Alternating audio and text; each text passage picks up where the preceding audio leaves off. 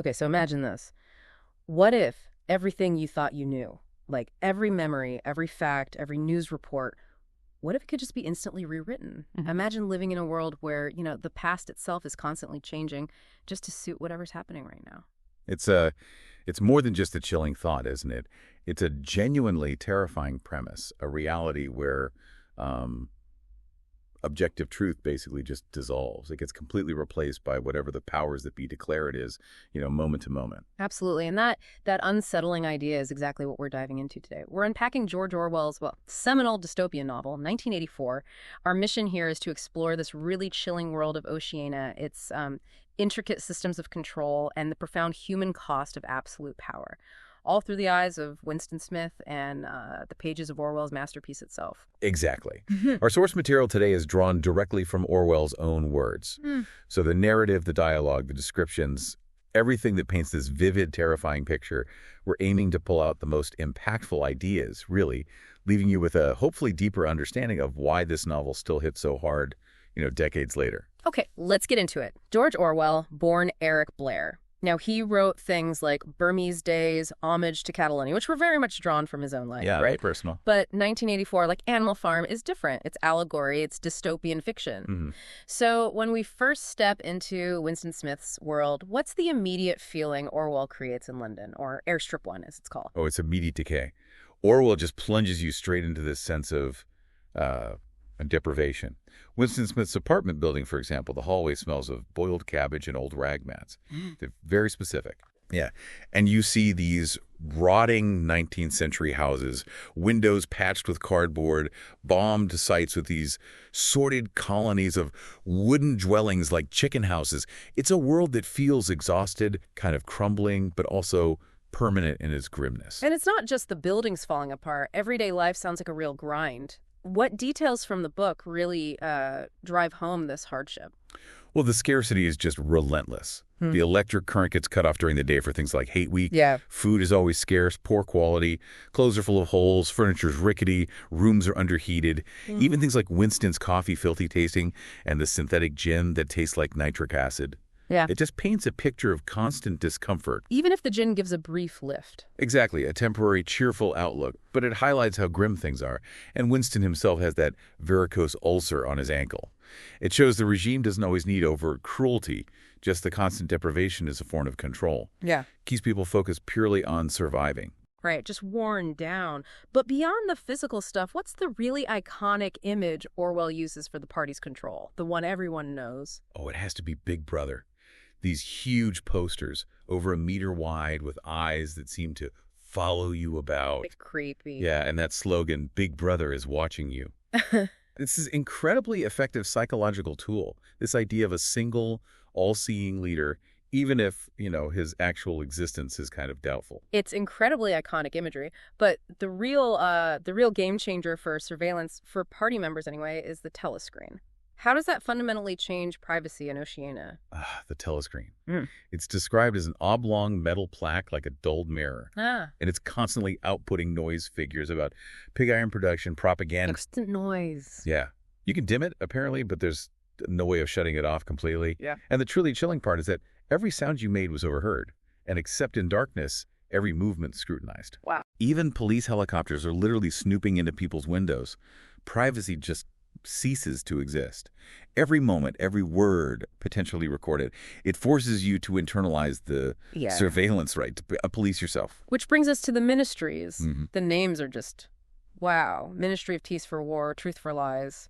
What's the point of this blatant inversion? Is it just confusion or something more? Oh, it's deeply insidious. It's not just about confusing people. It's a deliberate psychological tool. It forces mental compliance right from the start. By naming them paradoxically, the party teaches citizens to just accept contradictions, to dismiss objective reality, and basically accept whatever the party says. Like doublethink, almost. Exactly. We'll get more into that. But the Ministry of Love, handling torture, and Ministry of Plenty, overseeing starvation, are just brutal examples. And the Ministry of Love, with its barbed wire and gorilla-faced guards, looks terrifying precisely because its name promises the opposite. So let's talk about how this warped reality is actually built. Winston works at the Ministry of Truth Rectifying History. Can you give us some solid examples of what that actually means? What's he doing day to day? Yeah, his job is literally rewriting the past. So, for instance, Big Brother gives a speech predicting an offensive in North Africa, Yeah. but it actually happens in South India. Okay. So Winston's job is to go back, rewrite the speech, so it looks like Big Brother predicted South India all along. So he was never wrong. Never wrong. Or he changes economic forecasts that were grossly wrong to match the actual lower figures. A really relatable one is the chocolate ration. It was pledged at 30 grams, then cut to 20. Winston alters the original announcement to make it sound like just a warning of a possible reduction. Wow. So history isn't just forgotten. It's actively fabricated continuously. Exactly. The source calls history a palimpsest, scraped clean and reinscribed exactly as often as was necessary. A palimpsest, like an old manuscript written over. Precisely. And no evidence ever remains of the changes. Statistics are often just made up, even the original version. Yeah. Like food production. They aimed for 145 million, made 62 million. Winston changes the target down to 57 million so they can claim they overfulfilled the quota. Even while half the population of Oceania went barefoot. It shows how they control the perception of reality, not just the narrative. And what happens if you become inconvenient? This idea of the unperson is chilling. What does that mean? It means complete erasure from existence. Utterly. Syme, one of Winston's colleagues, he just vanishes one day. His name is removed from a list, the list becomes one name shorter, and poof, Syme had ceased to exist. Just gone. Gone. And we learn another colleague's husband was vaporized, and her job involves deleting the names of vaporized people from news archives. Yeah. It's not just killing them, it's wiping out any record they ever lived, as if they never were. Which leads us to, I think, maybe the most fascinating concept, doublethink. We touched on it, but what exactly is it? How does it stop people, even party intellectuals, from really thinking critically? Doublethink is, it's complicated, but the source defines it as the power of holding two contradictory beliefs in one's mind simultaneously and accepting both of them. Okay. It's not just lying. It's about genuinely believing the lie while also knowing on some level that it's false. Party intellectuals use it to play tricks with reality, but genuinely believe in those tricks. To deny the existence of objective reality while still needing to take account of the reality which one denies to function. So you have to use doublethink even to understand the word doublethink. Exactly. The source says precisely that. It's this ultimate mind control tool because it lets people swallow party ideology without confronting the contradictions. It actually warps your ability to perceive truth. And then there's Crime Stop, too, another layer.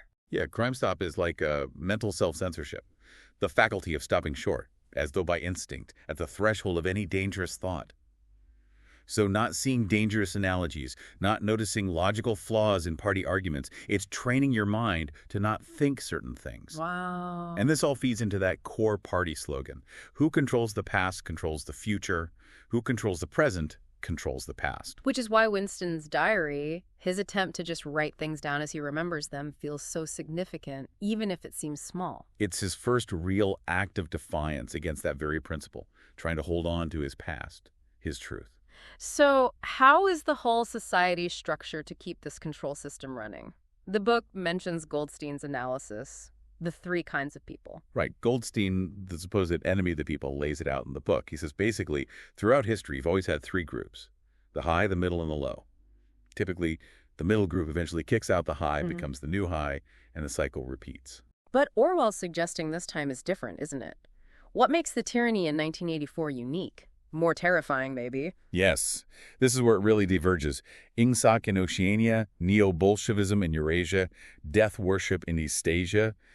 These ideologies are unique because their conscious goal is to perpetuate unfreedom and inequality permanently. Not claiming to work towards some future good. Not at all. They are more conscious of what they were doing and more intent on crushing opposition. Abolishing private property didn't spread wealth. It concentrated fiercely in the hands of the party. Unlike past tyrants who might have had other motives, the party in 1984 wants power just for power itself. Pure power. And they want to free society that way forever. And what about the proles? The vast majority, 85% of the population. How are they kept in check if they're not under the same intense microscope as party members? The proles. Yeah. Yeah, they're largely left alone, relatively speaking. Control there isn't about intense indoctrination. It's mostly distraction. It's distraction. Yeah. Films, football, beer, and above all, gambling. The source suggests that by lack of understanding, they remain sane. Their ignorance, in a way, protects them from the party's deeper mind games. And the lottery. Oh, the lottery is huge for them. The source calls it their principal, if not the only reason for remaining alive. Keep the masses entertained, give them a tiny distant hope, and they won't rock the boat. It's a classic bread and circuses approach, but dialed up. Fascinating. And the party's use of war, it's always there, this conflict, but the book reveals something chilling about its real purpose. What's that? Well, the three superstates, Oceania, Eurasia, Eastasia, they're basically too evenly matched to ever truly defeat each other. And they don't really have a reason to fight. No big material conflicts, no real ideological differences, despite the propaganda. So why the constant war? It serves two key internal purposes. First, it eats up the surplus of consumable goods. If people had too much comfort, they might start thinking, right? It keeps them focused on scarcity. Exactly. And second, more profoundly, it helps to preserve the special mental atmosphere that a hierarchical society needs: fear, patriotism, hatred. The truly shocking bit is this. The war is waged by each ruling group against its own subjects. The object of the war is not to make or prevent conquests, but to keep the structure of society intact. It's internal control disguised as external conflict. Wow, it's all about controlling their own people. And the 2 minutes hate seems like a key part of that emotional engineering. How does that ritual work? It's a daily venting session, basically, designed to whip everyone up into this hideous ecstasy of fear and vindictiveness. People scream, throw things. There's this collective desire to kill, to torture, to smash faces in. Directed at Goldstein, usually. Usually Goldstein, the current enemy state. But the key thing is, the source says this rage is abstract, undirected emotion, which could be switched from one object to another. It channels all that pent-up frustration and anger away from the party and onto designated scapegoats. It's managed hatred.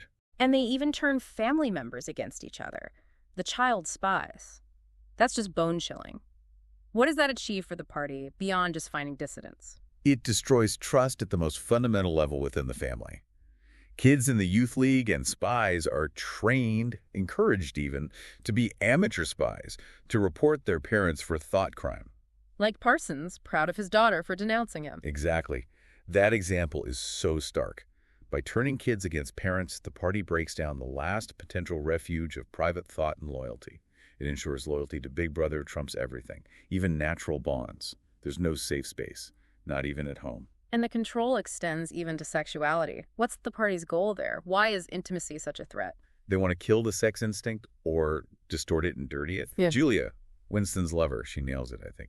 She says, when you make love, you're using up energy, and afterwards you feel happy and don't give a damn for anything. They can't bear it. So personal happiness is a rival to party loyalty. Precisely. Deep emotional bonds, personal pleasure, these compete with the total devotion the party demands. So you have the Junior Anti-Sex League pushing celibacy and artificial insemination promoted for having kids who are then raised by the state.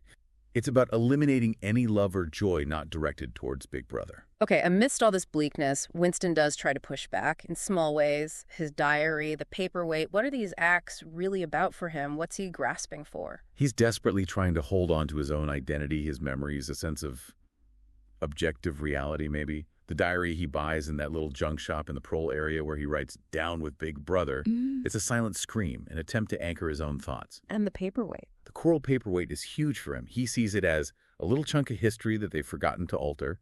It's tangible, beautiful, a connection to a past the party tries to erase. It's about reclaiming something authentic, something real. And then Julia enters the picture, a very different kind of rebel, isn't she? How does her way of resisting compare to Winston's? Oh, completely different. Winston first thinks she's, thought police, super zealous. Then she slips in that note, "I love you." Just like that. Yeah. And her rebellion is purely pragmatic. Her motto is basically, if you kept the small rules, you could break the big ones. She's after a good time, personal pleasure, breaking rules for the thrill of it, not to overthrow the party. Not ideological like Winston. Not at all. She says she's not interested in the next generation, only us. Winston wants grand systemic change. Julia just wants to carve out a small space to live and feel something real within the system. And their affair forces them into hiding, these secret meeting places. What do they signify in this world with zero privacy? They're these tiny, desperate pockets of free sanctuaries. They meet way out in the countryside, in a clearing they call the Golden Country. It's idyllic. They even hear a bird singing. A thrush, right? A thrush, yeah. A symbol of nature, beauty, things the party can't control. They meet in a ruined church belfry, too. They have to communicate in whispers, talking by installments when in public. These places are symbolic escapes. But the room above Mr. Charrington's shop becomes their main haven, right? What makes that space so important for them? What do they get to experience there? Ah, that room. It becomes their little bubble, a pocket of the past where extinct animals could walk. It feels safe, hidden. And there they experience these simple things that are totally forbidden. Real sugar, real bread, real coffee Julia gets on the black market. They sleep in a real double bed, a huge luxury. Julia puts on makeup, another act of rebellion, of reclaiming femininity. And the paperweight is there, too. Yes, the paperweight in the room becomes this symbol of their fragile world. Julia's life and his own, fixed in a sort of eternity at the heart of the crystal. It's their illusion of permanence, of safety, a place where they can just be. Now, Winston has this intense, almost irrational hope pinned on O'Brien, this inner party member. Why O'Brien? Why does Winston trust him or want to trust him? It's this deep gut feeling Winston has. He sees something in O'Brien's face, intelligence, maybe a shared weariness with the party. He feels O'Brien is someone he could talk to. And kindred spirit. Exactly.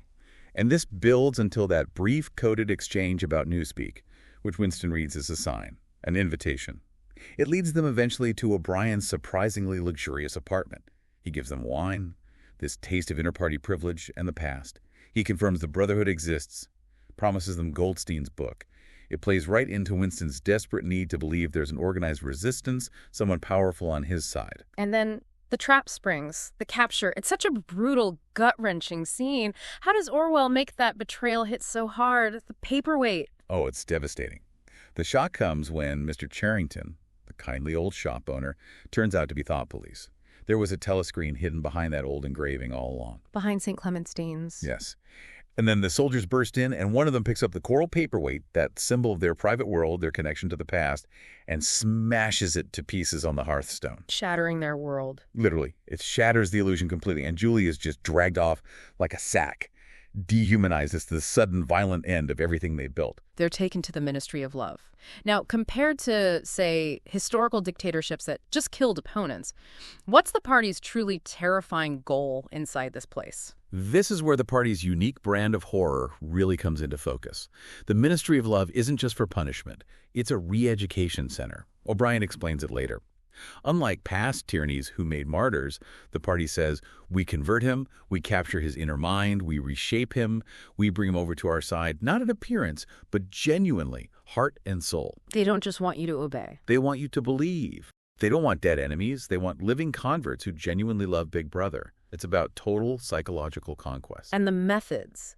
They go way beyond just physical pain, don't they? Absolutely. There's brutal, prolonged physical torture. Yeah. Fists, truncheons, steel rods, boots. But maybe worse is the psychological assault, the endless questioning, the sleep deprivation, the nagging voices. Winston is forced to confess to everything, real and imaginary crimes. It's designed to break his spirit, humiliate him, dismantle his sense of self entirely. And O'Brien, the man Winston hoped was an ally, is his torturer. What horrifying motive does O'Brien reveal? What's the party really after beyond just political control? O'Brien lays it bare. It's chilling, he tells Winston. The party seeks power entirely for its own sake. We are not interested in the good of others. We are interested solely in power, pure power. No ideology, no greater good. None. No utopia, no progress. Just power. Absolute unending power. He says, we create human nature. Men are infinitely malleable. Their goal isn't just to rule people, it's to fundamentally change what it means to be human, to control thought, feeling, reality itself. Which brings us back to controlling reality. O'Brien forcing Winston to accept that 2 + 2 are 5. What does that signify? It feels like the ultimate breaking point. It is. It's the final surrender of objective reality. O'Brien even says the Earth can be the center of the universe if the party needs it to be dual systems of astronomy as part of doublethink. When Winston finally sees 5 fingers while O'Brien holds up 4, under torture, it means his independent perception, his ability to trust his own senses and reason, is gone. Logic, facts, evidence, they mean nothing against party doctrine. Reality is whatever the party says it is. Your mind isn't your own anymore. And then, Room 101, the worst thing in the world. For Winston, it's rats. How does this final step achieve the party's goal? Room 101 is the culmination. It's personalized terror. They find your deepest, most primal, irrational fear, the thing you cannot bear, and they use it against you. For Winston, it's that cage mask contraption with starving rats ready to gnaw his face. Oh, God. And faced with that ultimate horror, that unbearable thing, Winston breaks completely. He screams, "Do it to Julia! Do it to Julia! Not me, Julia!" He betrays the one person, the one loyalty he thought was inviolable. He saves himself by sacrificing her. Yes. And that act of betrayal, forced by unbearable fear, shatters the last piece of his inner self, his integrity, his love. There's nothing left inside. He's empty. And what's left of him after that, the aftermath? He's released, eventually. He even meets Julia again briefly in the park. But they both acknowledge the betrayal changed everything. You don't feel the same towards the other person any longer, he realizes. He describes himself internally as a bag of filth. He's broken. He accepts everything the party says. He's cleaned, fed, gets a slightly better pointless job. But his inner heart, that private space he tried to protect, is gone. The party has finally conquered it. Leading to that final chilling conversion. Yeah. It's symbolized by him sitting in the Chestnut Tree Cafe playing chess, tracing 2 + 2, leaving it blank, or maybe implying 5 in the dust. Then news comes on the telescreen about a supposed great victory over Eurasia, or is it Eastasia? The enemy changes. It doesn't matter. Winston feels this blissful dream, a surge of love and triumph for the party, for the victory. And the very last line of the book, the source material, it just hits you. He loved Big Brother. Wow. Game over. Total conversion. His mind, his emotions, completely surrendered. So we've walked through Oceania's grim streets, seen the Ministry of Truth's reality-bending machine, felt the power of doublethink, and witnessed the party's relentless drive for power. We saw Winston's small rebellions, his search for connection, ultimately crushed in the Ministry of Love. Yeah, this deep dive really shows how basic things, truth, privacy, even love, can be systematically taken apart. It makes you ask some hard questions, doesn't it? About memory, about reality, about how narratives shape our world. Definitely. So as we leave Winston there in that chilling victory over himself, maybe the question for you listening is this. If the party slogans are war is peace, freedom is slavery, ignorance is strength, what does it really mean for you to know something, to be truly free? Especially now, in an age drowning in information where objective truth can feel slippery. How do we protect, as Orwell put it, those few cubic centimeters inside your skull, when the forces trying to shape our thoughts are maybe more subtle than telescreens, but potentially just as powerful?